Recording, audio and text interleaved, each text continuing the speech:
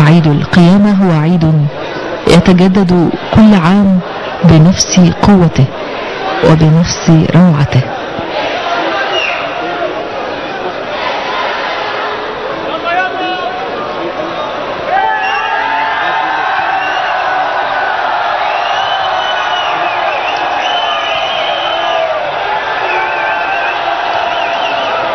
ها هو وبعد فترة يخرج من القبر المقدس غبطة البطريرك ثأوفيلوس الثالث ومعه النور المقدس.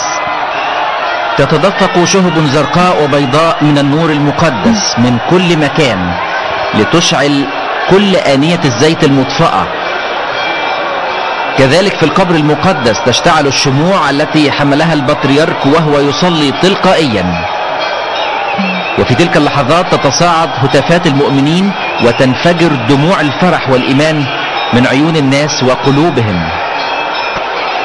جدير بالذكر أنه في الدقائق الأولى بعد خروج الأب البطريرك من القبر المقدس ونقله النور المقدس للشعب لا يكون النور المقدس محرقا لبضع دقائق، فبإمكان أي شخص أن يمس النور ونار الشموع 33 ولا يحترق. كما ترون الجموع تتدافع لإشعال جذوة من هذا النور المقدس. ولكن بعد 33 دقيقة يصير اللهب عاديا. كثيرون في تلك الأثناء يعمدون إلى تمرير أيديهم في النار ومسح وجوههم بها،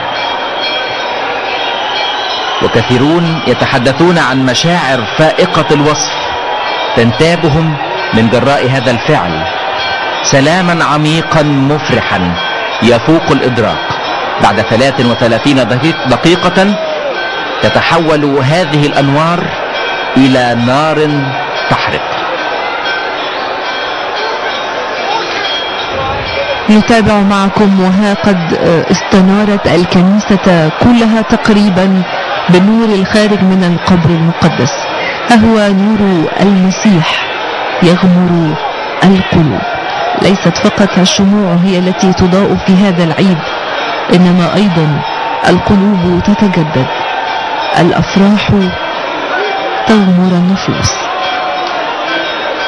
إنه عيد القيامة، عيد البهجة الحقيقية التي تنتظره الكنيسة في كل عام. لذا قال الكتاب: قومي استنيري يا أورشليم، لأنه جاء نورك ومجد الرب أشرق عليك. ها هي الظلمة تغطي الأرض والضباب يغطي الأمم، والرب يفرح بك ومجده يظهر عليك. فتسير ملوك في نورك وشعوب في ضيائك. تطلعي بعينك إلى ما حولك وانظري أولادك مجتمعين. هو ذا قد جاء كل أولادك من بعيد حاملون بنيهم على أعناقهم.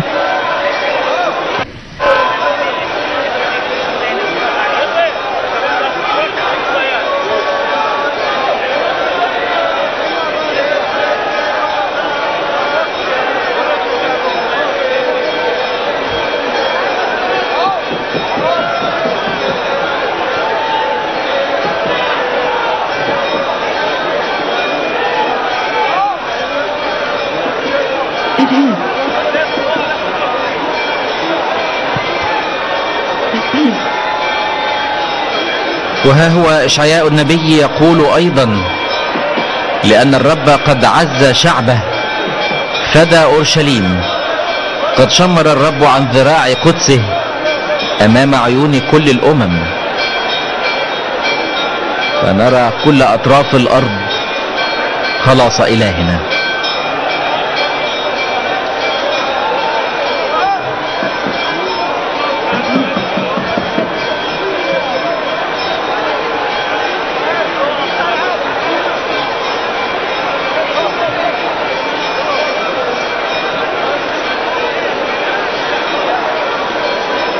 هذه الجموع المتدفقة والفرحة الآن تحمل الإيمان العميق أنه إن لم يكن المسيح قد قام فباطل هو إيماننا. إيماننا الحقيقي قائم على هذه الحقيقة الوحيدة: القيامة. وهناك أمجاد كثيرة نلناها في رب المجد يسوع حينما خلقنا، ثم فدانا وقدسنا وسكن فينا بروحه القدوس. ومن هذه الأمجاد مجد بنوة الله، فنحن ندعو الله أبا لنا حينما نصلي قائلين يا أبانا الذي في السماوات. ومكتوب إن كل الذين ينقضون بروح الله فأولئك هم أبناء الله.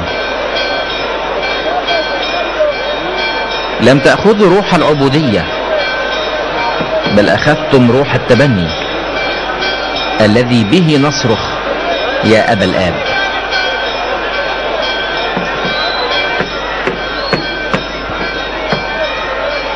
يغمر الكل هنا في كنيسة القيامة أحاسيس مختلطة، الفرح والرهبة، السعادة والترقب. الجميع هنا لن يخرج من الكنيسة إلا وشموعه مضاءة. أيضا طلبة قلوبنا جميعا اليوم أننا حينما نعيد عيد القيامة ألا نخرج من بيت الله دون أن تكون شموعنا مضاءة مشتعلة بنور القيامة الحقيقي. ولا بد بنا في هذه اللحظات المهيبة وهذه الصورة الجميلة التي نشاهدها أمامنا الآن أن نذكر للسادة المشاهدين بأن ممثلي الكنائس المختلفة يأخذون شعلة من النار لتذهب إلى كل الكنائس في العالم ويصلى بها في قداس عيد القيامة المجيد، وهم يأخذونها نورا كما ذكرنا من قبل، تظل نورا لمدة 33 دقيقة ثم تتحول إلى نار. وكما نرى أمامنا الجموع تمرر يدها على النور وتمرره على وجوههم، وهو بالطبع لا يحرق.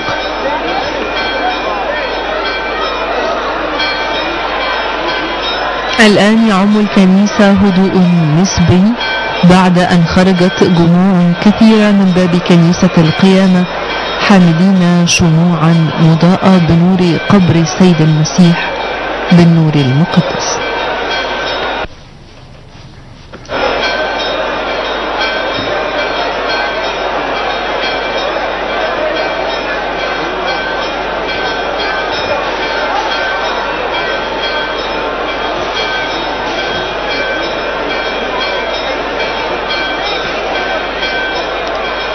منذ القرون الأولى وبالتحديد منذ القرن الأول يوجد لدينا اعتراف تاريخي بخروج نور إلهي من القبر المقدس بالقدس، وهذا الاعتراف يزداد عاما تلو الآخر.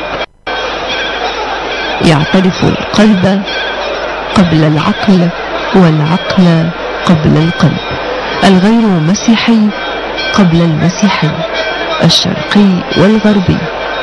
يعترف بوجود إله حي صفته النور وهو النور الحقيقي، أضاء وما زال يضيء لهذا العالم المحتاج لنور إلهي أقوى من الظلام وأقوى من الموت. إلهنا نور يضيء للقلوب المظلمة، يزرع النور حيث الظلام والحب حيث البعد. من يستطيع أن يقف أمام هذا النور الإلهي ولا يمجد الله؟ النور الذي خلق الشمس لتنير لنا وتذكرنا بوجود إلهنا. لقد قال رب المجد يسوع المسيح أنا هو نور العالم، وقال أيضا